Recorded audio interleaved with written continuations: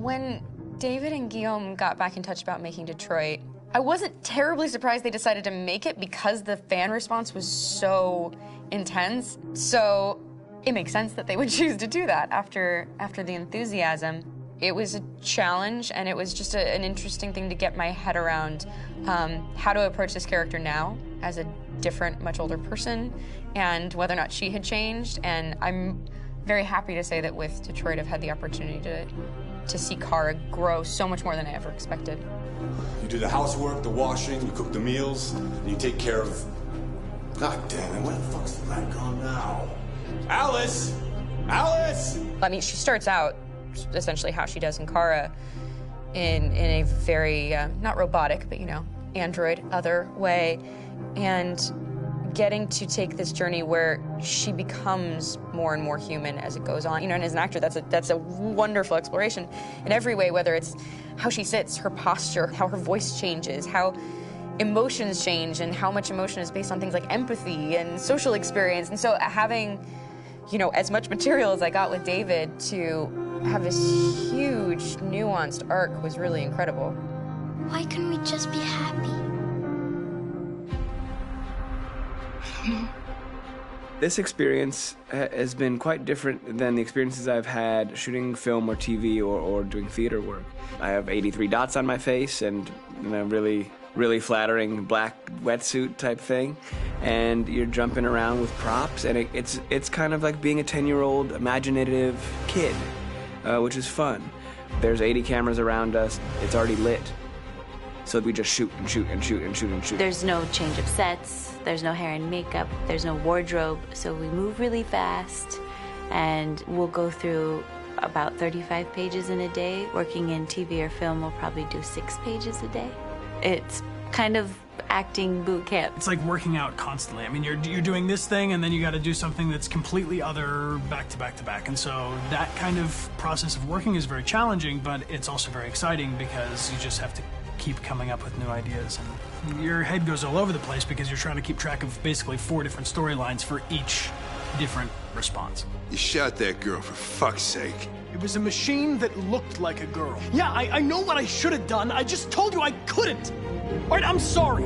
The fact that David Cade, he's telling like many stories interwoven from beginning to end is super complicated and super impressive, and I have no idea how he keeps it all in his head. He's not just the writer or the director who's seeing this from the outside eye, he's also thinking about the player walking through this space. You know, only somebody who really, really loves not the work, but like these characters and these stories and cares about doing something meaningful would invest that much in it. And it's always inspiring to work with somebody who cares that much. My experience with motion capture is this one.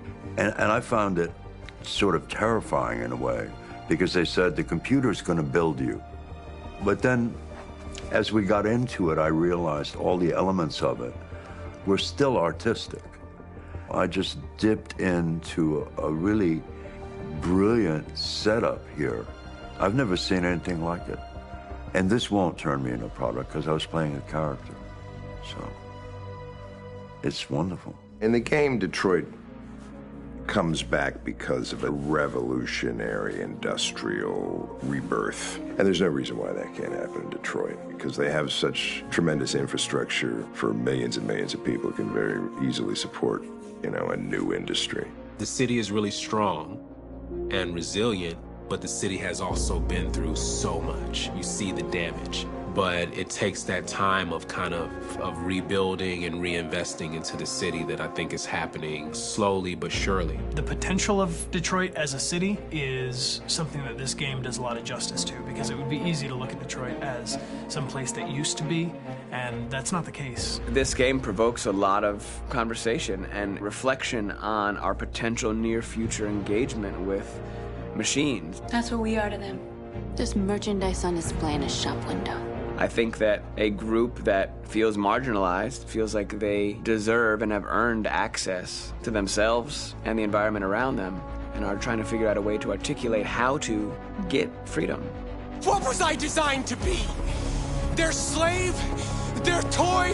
It plays with your comfort levels. You think that this is fine, you're comfortable with it, until something blurs the line and throws you off, and now Do I feel differently about whether this should be allowed? Should it be banned? Should it be encouraged? You're gonna ruin our lives, and for what? For a bunch of machines? They are not machines! They are alive! I'm alive!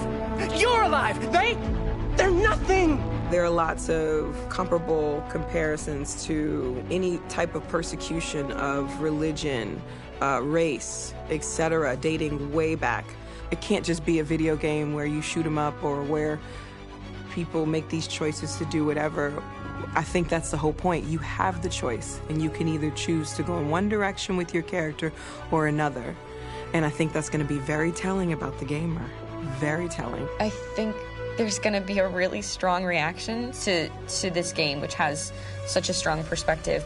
I'm that much more proud of it now to get to be a part of it because it's important.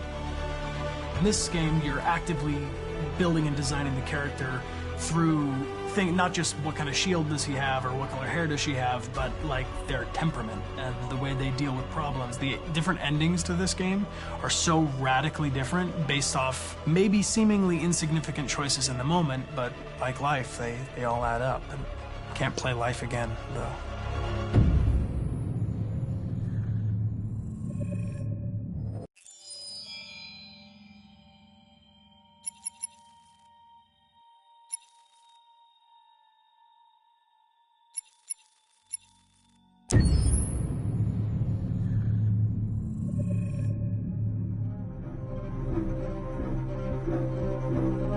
My name is Marcus.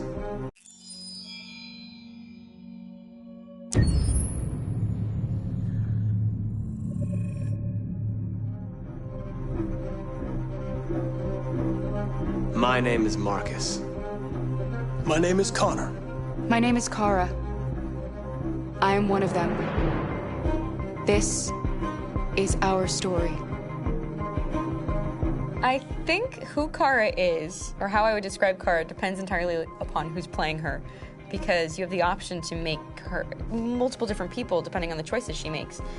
But I think she does start out incredibly naive, incredibly innocent, and kind of hapless.